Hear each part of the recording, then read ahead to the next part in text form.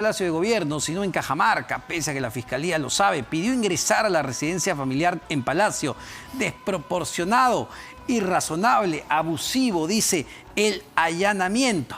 Pero bueno, vamos a ver qué es lo que sucede sobre este caso. Vamos a seguir analizando. Estamos ya con Rosana Cueva, periodista, directora periodística del Dominical Panorama. Rosana, ¿cómo estás? Muy buenas noches, encantado de tenerte en el programa. De igual manera, Omar, qué día tan movido, ¿no? Tremendo, tremendo. Quería empezar con, estas órdenes que lanza el presidente Castillo ya a los periodistas y a los programas dominicales, pero quiero empezar con lo último. Sí, no, y porque tiene que ver. Tiene que ver. O sea, se siente acorralado y entonces se cometen toda esta serie de exabruptos, ¿no? Como la carta bendita esta, exacto, pero sí. Y lo comentábamos justamente antes de entrar al aire, de qué raro, ¿no? Qué raro el Ministerio Público va, la policía va a Palacio de Gobierno y no la encuentran. Y no la encuentran. Entonces, bueno, la información que también estábamos manejando nosotros es que, ojo, que la orden indica residencia de Palacio de Gobierno. Entonces es como si estuvieras diciendo, pues, sección 1, sección 2, sección 3.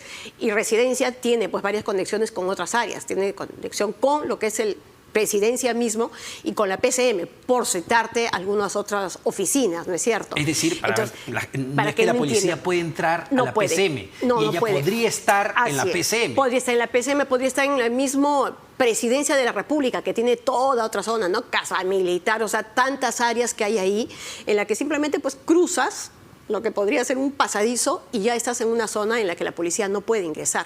Entonces, todo lo que es la zona de oficinas, de lo que es la Presidencia de la República, no habría forma de que ingresen. Y además, más que sospechoso el hecho que por 2 horas no han permitido el ingreso de fiscales y policías. No han permitido y porque además la policía no está yendo ahí simplemente porque le provoca. Una de las direcciones que ha dado, porque dan 2 o 3 ahí en el mismo documento, una es Palacio y la policía, hasta donde entendemos, ha estado haciéndole seguimiento a cada uno de estas personas, ¿no es cierto? Entonces es por eso que al alcalde de Anguía lo encuentran en Lima, lo encuentran ahí en medio de una avenida, en el centro de Lima, porque ya sabían que se encontraba en Lima y por dónde estaba. Y lo mismo ha pasado con los Espinos, que podrían decir estoy en mi oficina, pero no, ya estaban en una zona en Puente Piedra. Entonces aquí también, hasta por lo menos entiendo el día de ayer, tenían claro que la señorita Jennifer Paredes estaba en Palacio de Gobierno, bueno, en la zona de residencia del Palacio. Ahora, con esto se va cerrando el cerco para Castillo, porque ya estamos hablando, podemos hablar del alcalde, que es un personaje importante, pero aquí tocamos la fiebre emocional. Así es, y es como que todos los caminos terminan llevándote a Palacio de Gobierno, ¿no? Sí. Entonces uno habla de los ascensos, Palacio de Gobierno, porque nos encontraron fue en Palacio de Gobierno. Las citas se dieron en ese lugar, los $20.000 se encontraron en ese lugar. En el caso del MTC, del señor Silva, también, ¿no? Y ahora este caso que es el alcalde de Anguía, que tiene también un sinnúmero de visitas a Palacio, que triplicó su presupuesto, que las obras le salieron en un tiempo récord, realmente récord histórico. Entonces, y nuevamente, y también involucrando aún más a la primera dama y a los familiares directos, ¿no? Que es hermanos, ¿no? La familia, incluso conocimos que el propio hijo se usaba el celular. Es increíble, pero saliendo de ese plano, el plano emocional, legal además, ¿cuán importante es el alcalde de Anguía en toda esta trama? Entiendo que para la Fiscalía lo consideran incluso como el eje a partir del cual se llevan una serie de actividades ilícitas, como todas estas licitaciones con empresas además que tienen una serie de sanciones, tanto pues en la OCE de Contraloría, tienen una serie de sanciones que no deberían incluso haber sido convocadas, eso por un lado, ¿no? Pero luego han aparecido estas empresas Espino, que es la que para algunos sería una especie de testaferros de los Paredes.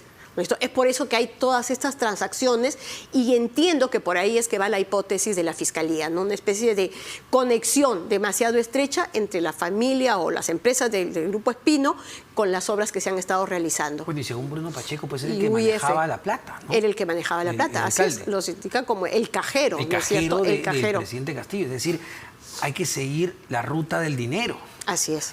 Del hombre, ¿no? Sí, en este caso no es la mujer, sí, simplemente no es así el FEM, sino en este caso es el alcalde de la tierra. Uno ve este panorama, como lo decías al principio, ¿no? Ya entendemos quizá esta actitud a veces un poco violenta del presidente de los últimos días. Así es, exabruptos como el de ordenarnos que tengamos que leer una carta notarial, por un lado, que sí te digo, o sea, cartas notariales recibimos siempre y reconocemos el derecho que tiene cualquier ciudadano a enviarlas, a exigir además algún tipo de rectificación. Pero de ahí a ordenar que tengas que leerla, ya pues hay un paso gigante, ¿no? Pero el ultimátum que le da también al Parlamento, entonces todos estos gestos creo que hablan de un político acorralado. Y acorralado por situaciones como las que se están dando. Por un lado, Bruno Pacheco, que tenía vínculos con Palacio a través de Beder Camacho, claro. ¿no es cierto? O lo que contábamos el domingo, que el ex ministro Ayala fue quien convocó al abogado de Hugo Pacheco, perdón, de Bruno Pacheco, cuando estaba en la clandestinidad.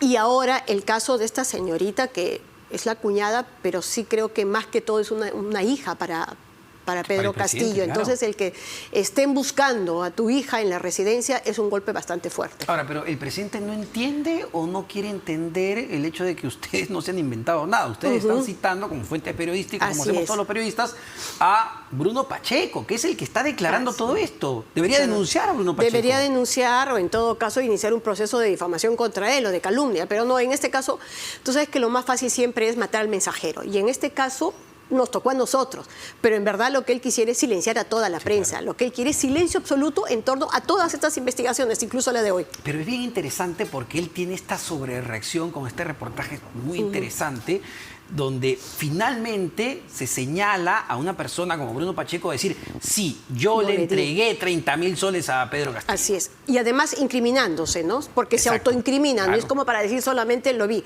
A mí me tocó 15.000 y 30.000 fueron para el presidente de la República por tal acción, por tal nombramiento, ¿no? Entonces sí, nuevamente creo que ahí ya lo toca directamente, porque hasta antes decían, bueno, se puede quedar con que le dieron 100.000 a Silva. Son dichos, nadie dice, nadie lo toca. Así es. Entonces ya es no. un punto de quiebre. Y lo están tocando y mira que tocando la puerta. Lo de hoy es una tocada de puerta fuerte. Ahora, sin embargo, claro, vemos que esto avanza periodísticamente, es sorprendente. Yo no recuerdo una cosa así con ingreso de policías y fiscales a Palacio de Gobierno, se ha vuelto una costumbre, pero nuevamente, ¿no? Vemos que no genera, no pasa nada, ¿no? La calle no se enciende. La calle no se calienta y el Congreso simplemente mira para arriba, para el costado, arriba, abajo y punto, ¿no es cierto? No pasa absolutamente nada. Bueno, creo que la respuesta a eso son pues los niños y más niños. O sea, todo indica que la guardería era mucho más numerosa de lo que inicialmente se pensaba. Es la única explicación que se puede encontrar a este tipo de reacción tan indiferente, tan, no sé, por encima de, no existe, ¿no es cierto?, una indolencia con el resto del país.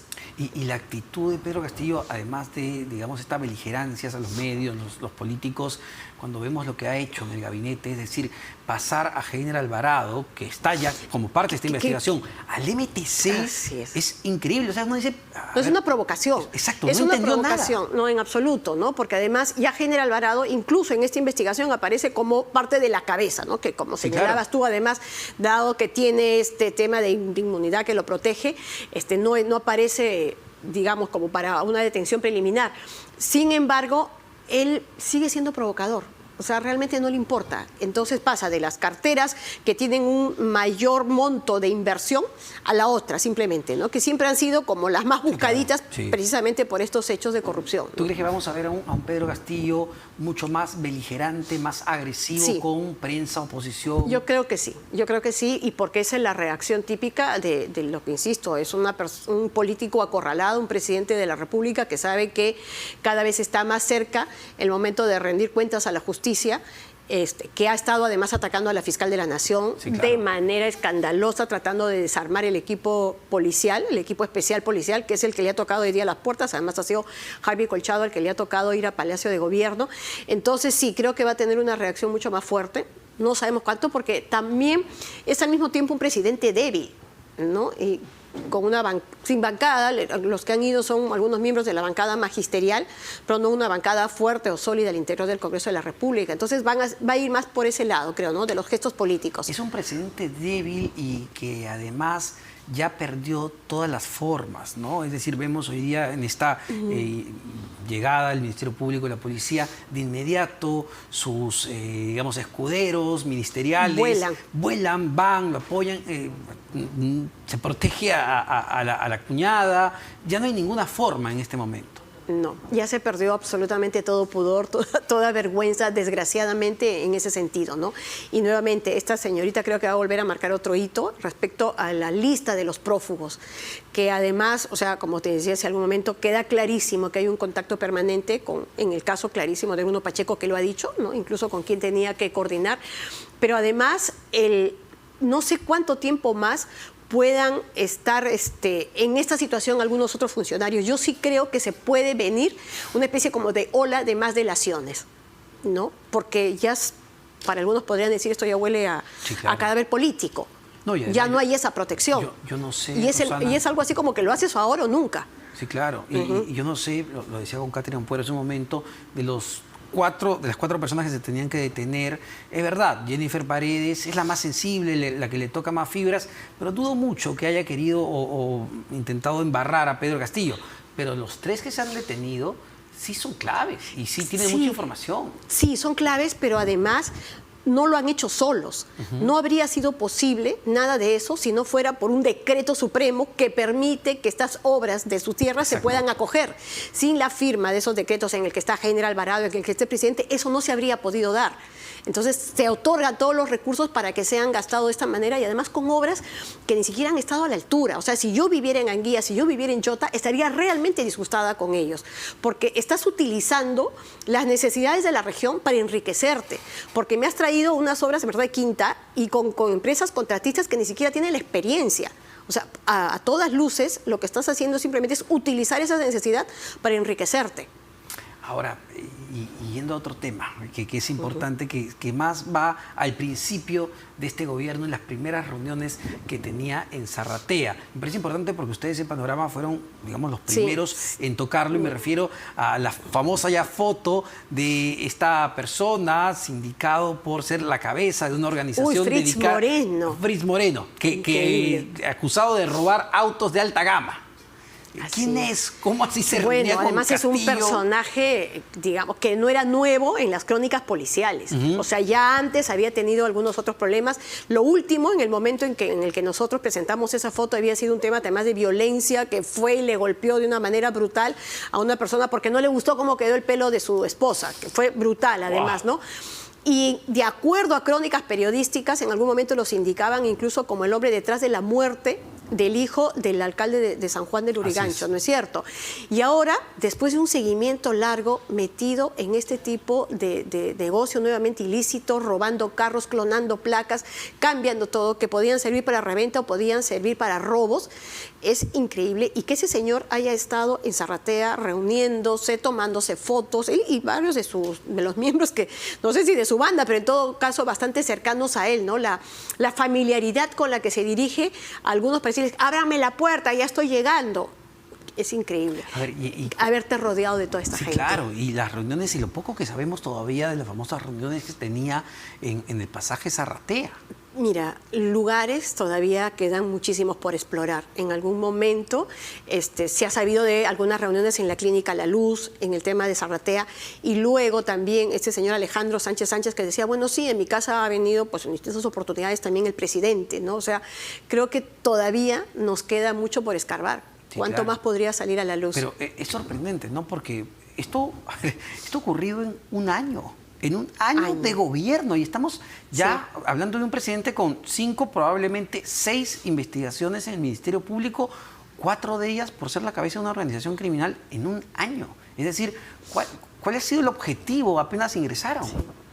Mira, mi impresión es que la primera etapa de gobierno a lo que se dedicaron, o lo que fue el objetivo, es instalar, o en todo caso ir ubicando estas redes que ahora se conocen como organización criminal, ¿no? Porque uno lo puede entender incluso desde los primeros diálogos que salen respecto a Bruno Pacheco y a Samir Villaverde, ¿no es cierto? ¿A quién vamos a poner, quién va a manejar, dónde vamos a colocar personas que nos van a permitir hacer negocios en el Estado? Entonces yo sí creo que de un primer momento esa fue la intención, colocar gente de confianza que al final pudiera darme información, como lo han hecho en casos como los de los servicios de inteligencia, ¿no? Que les daba la información respecto a la búsqueda de lo que eran los prófugos. Y esta segunda etapa, cuando ya toda la podredumbre empieza a salir a flote, es obstruir.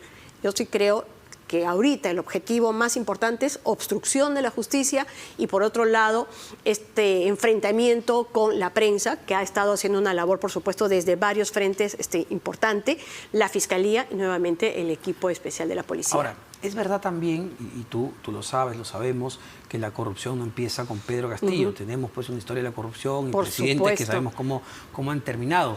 Pero aquí, ¿qué es lo que ha sucedido? Digamos, han entrado de manera torpe, confiada. Pero además, como si vinieran con un apetito insaciable. Esa voracidad creo que es la que se hace presente en esta gestión, una voracidad desmedida. Muchos, quienes son defensores, además, pues cuando tratan de explicarte este fenómeno, te dicen, pero bueno, lo de ellos son 30.000 soles, 50.000, 40.000, pero claro, normalizando estos actos de corrupción que va más allá de los montos. Aquí es un poco la extensión, la dimensión que ha alcanzado, ¿no? Cobrando puestos, o sea, denuncias contra los sobrinos de cobrando 3.000, 5.000 para darte un puesto de funcionario público en cualquier ministerio. O sea, era sacar dinero de cuanto se pudiera, ¿no? Y no le estoy disculpando, no le estoy disculpando, pero ¿también crees que haya habido mucho de ignorancia, de desconocer, de pensar que, bueno, ya gané, me toca mi botín, yo nombro a quien se me da la gana, pues la cosa es así? ¿Puede haber mucho de ignorancia? Sí, probablemente inexperiencia, y esa inexperiencia nos ha permitido probablemente detectar desde muy temprano todos estos signos, ¿no?, que se venían dando de casos de corrupción. Entonces, torpeza, diría yo, ¿no? Ha habido mucha torpeza y es como que las huellas han quedado pero por ahí sueltas, y además fue tan grande probablemente la cantidad de cómplices con los que contaban que probablemente no se terminó de armar este núcleo, ¿no?, cerrado, ¿no? Porque imagínate, para que tanta gente haya terminado luego también acogiéndose a la colaboración eficaz, contando desde distintos frentes los casos de corrupción de los que han sido testigos. Porque son enormes. Claro, ahora todavía vemos a sus escuderos políticos, legales, pero va a llegar un momento que se va a ir quedando solo. Sí, sí, lo estoy segura. Al final va a ser, bueno, quién se queda a apagar la luz, ¿no? Y quién lo acompaña hasta el último momento.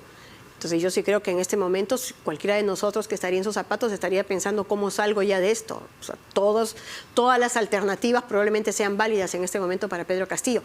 Ojo, que lo que tiene a favor igual es un Congreso de la República, claro, que no se atreve todavía a tomar ninguna decisión. Pero probablemente lo que está empezando es, bueno, ya al final le es quedarnos todos, entonces pues ya sigue Dina Boluarte, ¿no? Y al final, ya que esto siga así nomás, sin entender ni prestarle atención a la lectura de lo que más bien está diciendo el resto del país, ¿no? Estamos hartos de todos. Entonces, para terminar, Rosana, ¿qué expectativas tienes, no en el plano político, donde las cosas pues a veces cambian de un momento a otro, pero en el plano legal sobre este caso? Sí, creo que vamos a verlo en la cárcel. Mira, probablemente, tarde o temprano. O sea, imagínate, podría darse, no sé, no está la señorita Jennifer Paredes. El presidente podría desaparecer, es una hipótesis, ¿no es cierto? Pero que tarde o temprano sí va a terminar alcanzándolos la justicia, sí. Y por todas esas deficiencias, que podríamos llamarle de alguna manera, también en la manera en que han obrado. Perfecto, Rosana, muchísimas gracias por esta entrevista. No, gracias a ti.